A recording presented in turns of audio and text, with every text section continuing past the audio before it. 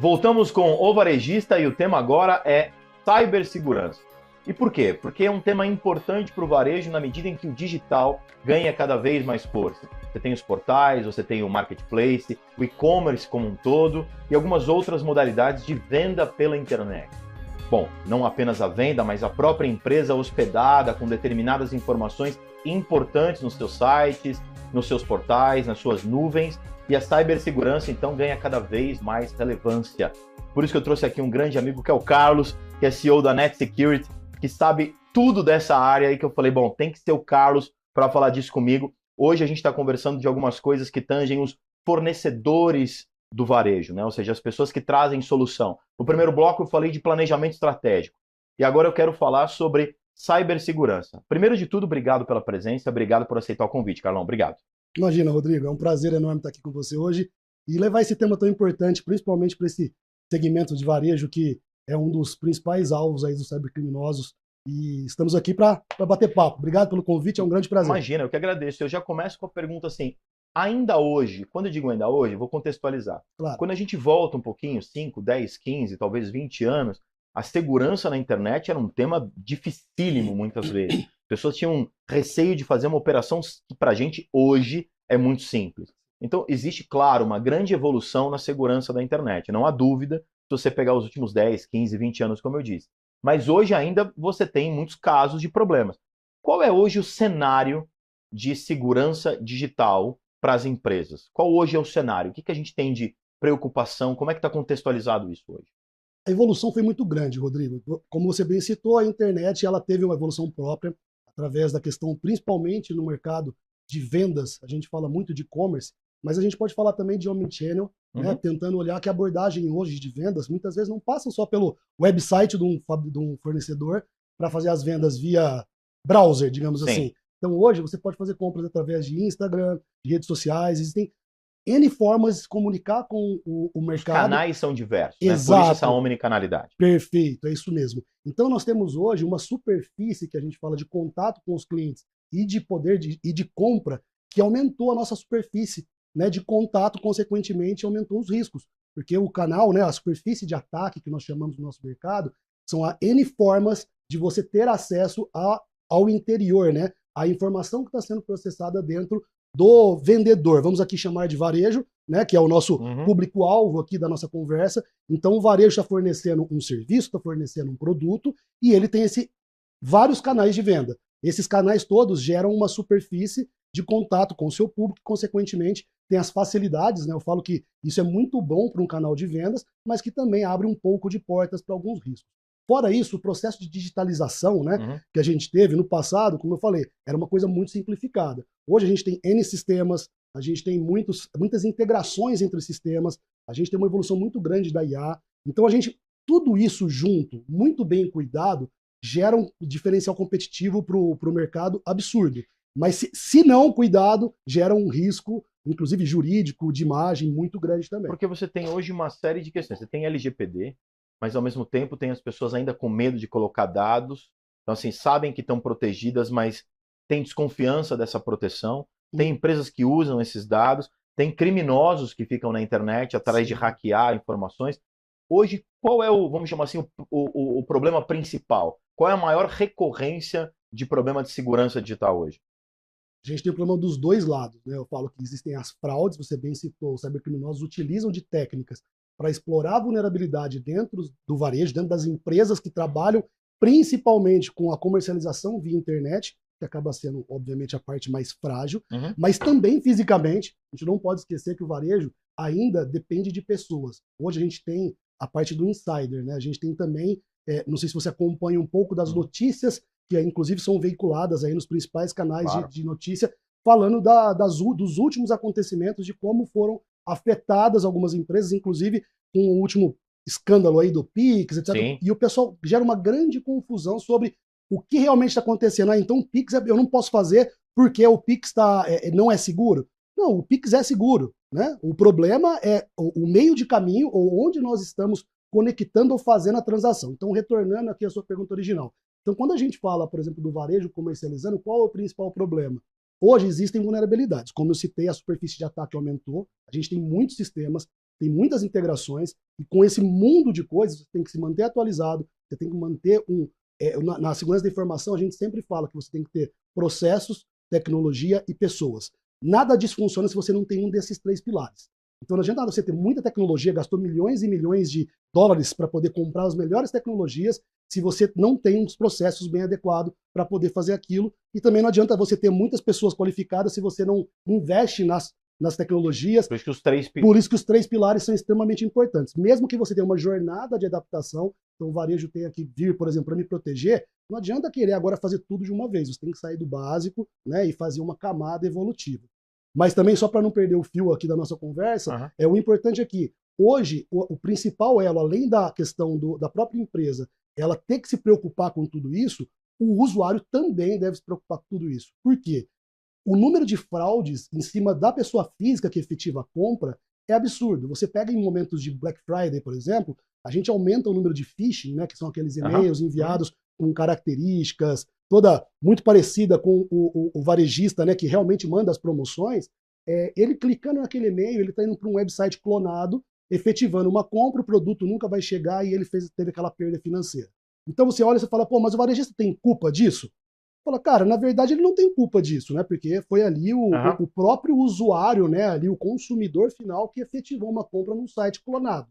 Por outro lado, existem hoje vários mecanismos dessas companhias varejistas poderem olhar para a internet, inclusive que a gente chama de CTI, né? Que é uma parte mais de Threat Intelligence, que você consegue fazer um monitoramento da sua marca. Do varejista evitar que haja clonagens. Entendi. Ele não vai conseguir evitar com que um phishing seja enviado, mas ele vai conseguir muitas vezes fazer o takedown daquele website que é clonado. Então eu quero pegar esse gancho que você falou, acho que é muito legal para a gente separar essas duas caixinhas. Claro, associando ao varejo, que é o nosso escopo aqui no programa. Então a gente tem a pessoa jurídica e a pessoa física. Pessoa jurídica, o varejista. Está fazendo a venda de um produto, né? Perfeito. E você tem a pessoa física, quem compra. Então você tem o vendedor, você tem o comprador. Vamos colocar a empresa e vamos colocar o cliente. Hoje você está dizendo, por favor, se eu entendi errado, fica à vontade de me corrigir. Vamos lá. Que o cliente é o mais afetado, percentualmente falando, do que as empresas, ou eu entendi errado? Quando você fala de percentualmente afetado, é que caem mais em golpe ou caem mais em golpe. Perfeito, isso, sem dúvida. Os golpes estão muito mais nas pessoas. É claro que as empresas varejistas também estão vulneráveis. Não existe, aqui eu posso falar ali para os nossos telespectadores, que não existe 100% de segurança numa companhia, até mesmo nos bancos. Essa é uma máxima. A gente busca o quase 100%, mas o 100% é assim, ninguém pode afirmar que uma empresa é 100% segura. Então, voltando, nós fazemos o máximo para chegar perto da perfeição da segurança, olhando para todos os vetores, colocando os melhores disposições, as melhores pessoas, processos, tecnologia, tudo aquilo que a gente falou, mas nós sabemos que vulnerabilidades podem existir em ambientes, inclusive, de terceiro. Quando você usa o seu computador, sem falar o sistema operacional do seu computador, em determinado momento alguém vai descobrir uma vulnerabilidade naquilo, né? Então, qual o seu papel? De você atualizar aquilo rapidamente. A mesma coisa para o varejista, né? Eu tenho uma empresa, posso ter um sistema que está vulnerável, porque foi conhecidamente vulnerável, ele tem que atualizar. Só que se ele se tornou vulnerável porque alguém explorou isso, o próprio fabricante não sabe, ele está ali, né? Sempre dentro de um contexto de vulnerabilidade passível de exploração, né? Então, quando você me fala que quem é o elo mais fraco, sempre é a pessoa que está caindo num possível golpe. O número de golpes é maior na pessoa física, mas talvez os golpes maiores no que diz respeito a desvio, a grana ou a prejuízo estejam na jurídica, até por questões de grandezas diferentes, né? Exatamente. É isso que você está querendo dizer, né? Perfeito, é exatamente isso. E quando a gente olha para o lado da empresa, e aqui talvez vale alguns dados importantes que a gente pode trazer a respeito de como o mercado varejista vem se adequando e vem investindo, porque a perda financeira, porque o que motiva cada um dos dois lados, né? Vamos agora ficar falando aqui só sobre o mercado varejista, que inclusive... O vendedor, a loja, a loja, exatamente, ali que está fornecendo o seu produto, o seu serviço. Como eu falei, cara, ele trabalha hoje com muitas informações que são super importantes. Você citou a LGPD agora há pouco, né? Que é a legislação que veio para proteger o cidadão aqui de transferir os seus dados com consentimento para uma empresa operar aqueles dados. Mas quando você olha para o varejo, o que ele guarda ali? Informação de nome completo, CPF, cartão de crédito, enfim. Cada um consegue fazer a guarda dessas informações de forma segura ou não, né? A gente não pode aqui também julgar todo mundo, que é 100% todo mundo seguro, não sei exatamente como é feito, mas a esmagadora maioria faz cuida muito bem dessas informações. Se bem cuidar dessas informações, elas podem trazer muito resultado e benefício para o varejo. Afinal de contas, é o seu perfil de compra do meu... Era isso que eu ia falar, porque o dado importante, aliás, fica à vontade, pode beber água, nós temos aqui a Vamos caneca lá. da BMC, já é objeto Legal. de desejo aqui dos programas, a caneca da BMC. Já falei para Paula Moraes colocar, de repente, à venda essa caneca, então fica super à vontade. Obrigado. Mas o que eu quero te dizer é, quando a gente pensa nessa perspectiva, tanto do varejista como do comprador, assim, o que me vem muito à cabeça é assim, o que pode ser feito para minimizar esses problemas. Como você falou, nunca vai ser 100% problema. Nunca a gente vai ter 100% problema, não, desculpa. A segurança nunca vai chegar em 100%. Mas, ao mesmo tempo, hoje você não tem como fugir da venda digital. Não. Né? Não tem como você fugir disso. Então, não tem como você colocar os dados. E esses dados hoje, você pensa em retail media. O que é o retail media hoje? São as empresas, por exemplo, dentro de varejo alimentar. Pega supermercado. Elas investem em um programa de fidelidade em que se eu fizer parte de um programa de fidelidade do mercado X, nesse mercado X eu vou dar meu dado lá. Meu CPF, mas nem é esse dado mais importante. O mais importante são os meus dados de compra. Exato. Né? Os meus dados de comportamento de consumidor. E esse dado de comportamento de consumidor chega em empresas para que elas possam oferecer meus produtos de acordo com o meu comportamento. E isso faz a pessoa comprar mais, o varejista vender mais. Isso também é um risco? Não tenha dúvida. A informação, assim como uma empresa de engenharia, por exemplo, projetando vamos pegar aqui um avião, hipoteticamente, né? A espionagem, né, industrial, ela sempre existiu, né? Se você historicamente for olhar aí, quantos vazamentos a gente teve de projetos lançados na frente um do outro, né? Então, o fato de você também ter os dados vendidos na internet são os mais variáveis, Rodrigo. Se você conseguir entrar na Deep Dark Web, né, que é onde as coisas geralmente ruins acontecem, você vai ver que o número de coisas vendidas lá não é só a sua usuário e senha. É usuário e senha, é número de cartão de crédito, são informações, inclusive, de perfil de venda. Porque assim... tudo.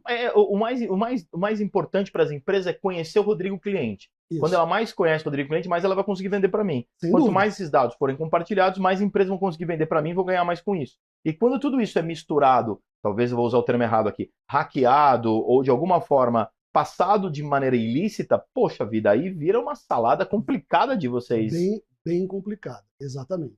Mas eu ainda acho que, aí eu vou falar ainda, porque é uma opinião totalmente pessoal, né, que é a questão de como o varejo reage, por exemplo, às possíveis perdas. E aqui fica, né, um bate-papo legal, você que está aqui no Varejista, sempre falando com várias pessoas do segmento, etc. Muitas vezes, quando a gente coloca na mesa, sabe o barato que sai caro, né? Sim. Aquela máxima, aquela conversa, a gente fala, poxa, se você tem, por exemplo, um faturamento bem hipotético, tá, Rodrigo? Um faturamento, sei lá, de 10 milhões por dia fazendo vendas através do e-commerce mais lojas físicas. De repente, você fala, poxa, eu tive um ataque, eu deixei de gastar X, vamos aqui também hipoteticamente falar 1 milhão, para ter uma tecnologia, ou contratar um serviço, tanto faz, que pudesse evitar com que aquilo, um possível incidente, fosse realizado. Você fala, muitas vezes você deixa de gastar 1 milhão porque você não consegue investir agora para ter uma possível perda de 10 milhões por dia caso o seu ambiente fique parado. Obviamente, cara, a opção algumas empresas adotam, não, cara, eu prefiro contratar, né, tipo, gastar esse dinheiro para proteger, porque a segurança ela sempre tem muito aquela questão do, cara, isso aqui é um custo, quase um seguro. Eu preciso gastar o dinheiro, mas eu não quero bater meu carro, né? Eu pago isso, o seguro do seu carro, mas para não bater o carro. Mas caso bata o carro, eu tenho a restituição do valor. Aqui a gente faria o contrário, eu só gasto o dinheiro e eu não vou ter... Quero evitar que exista um problema, mas você não pode garantir que esse problema não vai existir. E não é um cyber insurance. Na verdade, se acontecer um problema, mesmo gastando dinheiro, você ainda vai ter o problema. Deixa eu te falar uma coisa, você fica mais um bloco comigo? Claro. Eu vou fazer um outro bloco agora contigo, porque eu quero que você traga a seguinte informação. O que a gente faz na prática? O que o varejista pode fazer na prática para se proteger o máximo possível? E o ponto é, a margem no varejo é muito apertada. E acontece exatamente o que você falou. Se eu investir muito em tecnologia, processo e pessoas, será que a minha operação para de pé? Essa é a pergunta para o próximo bloco. A gente volta em um minutinho, já com o tema de cibersegurança aqui para você. Muito direto, muito objetivo e muito prático. Aquela entrevista que, como eu sempre digo, para você anotar e saber exatamente o que fazer. A gente volta em um minutinho. Até já.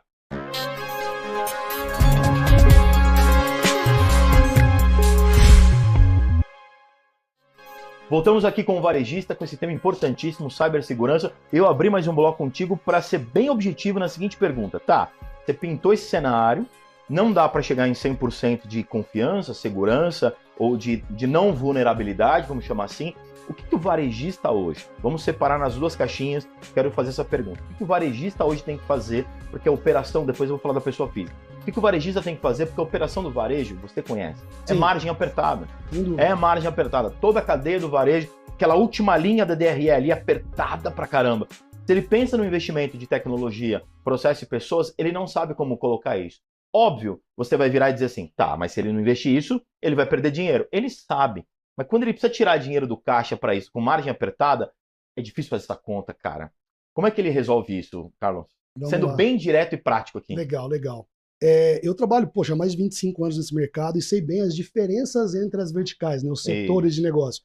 Quando você vai falar com instituições financeiras, você sabe o quanto de dinheiro eles têm, obviamente, para poder fazer esse tipo de segurança, até porque é financeiro na veia, né? Quando a gente vai para os outros segmentos, indústria, empresas de serviço, então o varejo em particular, que a gente também tive muito contato durante todos esses anos, é nítido para mim que essa questão das margens apertadas faz uma baita diferença.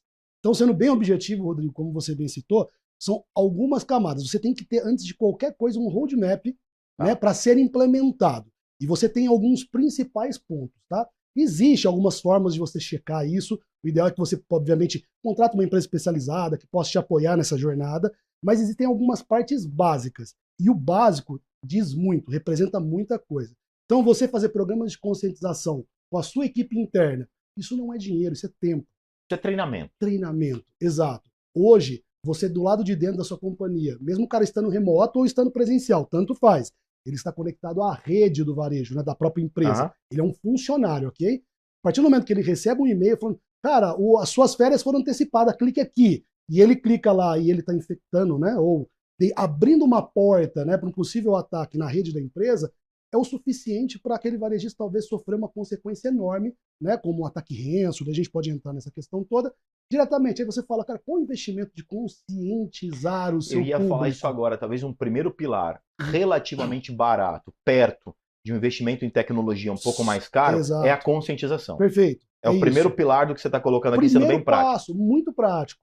Existem, como eu falei, várias doutrinas, a gente pode falar desses controles, a gente tem como medir algumas coisas nessa jornada. E cada um deles você vai existir um step by step ali, né? De uma boa prática, Rodrigo, de como você pode evoluir dentro da segurança. Mas cada mercado, que você não pode generalizar todo mundo a mesma coisa. Então, para o varejo, eu acho que conscientização vem em primeiro lugar. Depois disso, você tem que trabalhar, principalmente nessas integrações, nesses sistemas, né, que são correlações, né, e procurar mantê-los sempre atualizados. Quando você disse, fala IRP, CRM, é isso que você está dizendo? Isso, servidores, estações de trabalho, aplicações. Hoje... Vendas por WhatsApp. Tudo aquilo que você está pendurado em cima de aplicações e sistemas operacionais, existem constantemente atualizações daqueles sistemas. É o que a gente chama de fazer gestão de vulnerabilidade. Uma vulnerabilidade, ela é conhecida porque alguém identificou, a própria empresa identificou uma vulnerabilidade. Eu tenho o meu sistema operacional, vou citar aqui o Windows, por exemplo, né, o Windows lá no meu notebook, não sai lá o patch.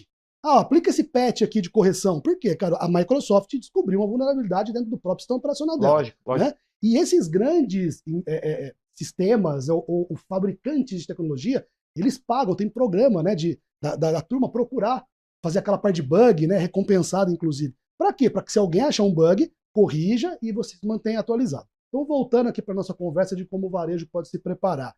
Pilar 1, conscientização. Pilar 2, manter todos os sistemas atualizados, sempre atualizado, né? E aí a gente tem aqui talvez como eu falo, o pessoal vai falar, pô, eu tenho um sistema legado, né? Ou seja, uma aplicação que foi desenvolvida há 10 anos, 12, que até hoje não veio para uma atualização nova. Você fala, cara, eu não posso atualizar aquela máquina.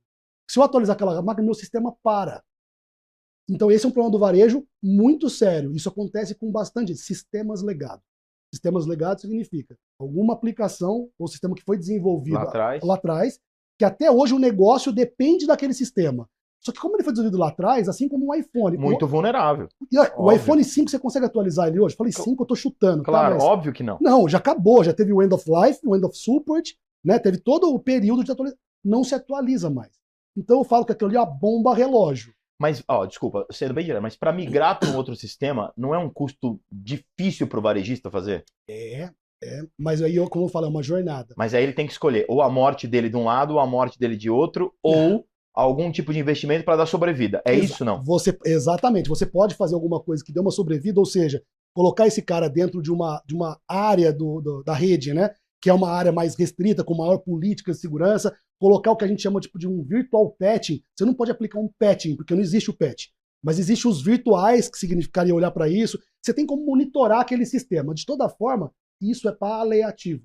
O ideal é que o varejista coloque de novo, pega o orçamento do próximo ciclo, coloque lá um fizinho para poder começar a trabalhar na migração, nessa jornada. Porque o que acontece por vezes, Rodrigo, poxa, cara, não dá para fazer. Só que margem apertada, competitividade do mercado, deixa isso aí para depois. Só que é 1 ano, 2, 3 e 4 e por aí vai.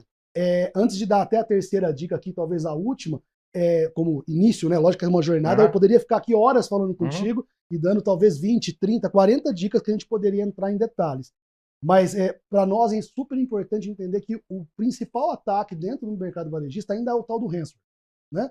Que é alguém explorando uma vulnerabilidade, né? Geralmente através de um e-mail, que alguém clicou. Que foi o que você falou lá da conscientização das férias. Isso. E depois você, dentro da rede, naquele atacante, ele consegue fazer, que a gente tem todo um período de cyber kill chain, que é o roteiro que um atacante usa para ganhar privilégio. Porque você entra lá, clicou, beleza, está na máquina da pessoa que clicou. Pô, até você ser o administrador daquela empresa dentro do sistema, você tem algum tempo. Então, existe todo um processo de movimentação lateral. Que dá para coibir tudo isso. E ali é a questão do monitoramento que a gente poderia fazer para poder olhar para isso, né? Qualquer tipo de movimentação conhecida chamaria a atenção e você poderia reagir àquilo.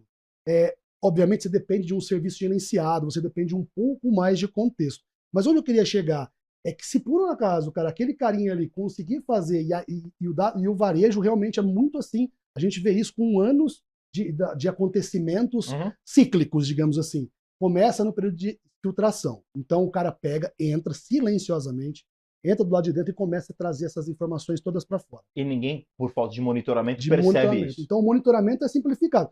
Pô, cara, tá indo dados, né? Porque dado trafega na sua rede para dentro, para fora o tempo inteiro. Se você fizer um monitoramento, inclusive de geolocalização, por que tem dado meu saindo toda madrugada, tipo, 2 gigas por dia, sempre da 1 às 2 da manhã? É o tipo de coisa que monitoramento, né? Observabilidade, te ajudaria muito também. E isso não é caro. É só uma preparação de time. Você preparou 3 pilares aqui que o varejista consegue aplicar sem ter aí grande investimento. Um grande investimento. Isso. Existem muitas soluções que você gastaria, obviamente, bastante dinheiro, que vai desde inteligência artificial também para segurança e tudo mais. Mas só para finalizar aquela questão do contexto, se o cara não consegue monitorar e a extração de dados acaba saindo, primeiro, reputacional. A partir do momento que essa informação vazou, ela pode ser comercializada. Tá levando tudo aquilo que a gente conversou, dados pessoais, cartão de crédito, você pode sofrer sanções, né, da LGPD, multas até 50 milhões de reais. Você pode ter um dano reputacional enorme, porque existe também muita estatística que mais de 60% dos brasileiros não comprariam isso é público do Serasa, tá? Se não me engano, de 2024. Não comprariam de empresas que teve dados vazados. Então você tem a perda pela multa LGPD, você tem exposição no mercado que vai deixar de comprar possivelmente porque você sofreu, né, algum tipo de vazamento. E além de tudo isso, se ele extraiu esses dados, o próximo passo, como eu falei do nosso conhecimento, é o atacante criptografar todo esse ambiente. O varejo para, ele não consegue faturar. E aí vem a extorsão. Aí você fala, poxa, eu só libero para você voltar a operar se você me pagar. A gente também, publicamente, tem diversos casos publicados a respeito disso, mas muitos deles, o ataque de criptografia é feito de imediato. No varejo, isso geralmente é tardio. Eles extraem, fazem, e depois, quando bloqueiam, vem a extorsão. Então você tem 3 perdas absurdas. Já fica muito claro que dá para iniciar essa jornada sem um grande investimento, certo? Exatamente. Carlos, muito obrigado pela entrevista, obrigado por dar essa verdadeira aula de segurança digital. Tenho certeza que essa é aquela entrevista que os varejistas vão anotar de novo, assistir mais uma vez, porque é importante, é fundamental para que ele possa colocar a operação dele funcionando. E eu fiz questão de ser muito prático aqui, de colocar a realidade do varejo, das margens apertadas, porque senão o cara assiste a entrevista e fala, vocês estão falando aí, mas eu não tenho dinheiro para isso. E você mostrou que dá para começar essa jornada de maneira simples, mas muito preditiva e protetiva. Brigadíssimo, Carlão, pela sua entrevista, viu? Imagina, eu que agradeço, Rodrigo. Obrigado, é um prazer. Conscientização, falo no meu plano não só profissional, mas pessoal, é levar a conscientização para as pessoas. Eu acho que o mercado varejo, ele se conecta com todo o Brasil, com todo consumidor ali, é muito importante, todo mundo está seguro, eu consumo, eu quero estar seguro também, então é bacana, obrigado pela oportunidade, sempre à disposição. Eu que agradeço. Esse foi mais um Bloco do Varejista, a gente já volta com mais uma entrevista para você, para falar de algumas coisas bem interessantes. A gente já volta em um minutinho, um abraço, até já.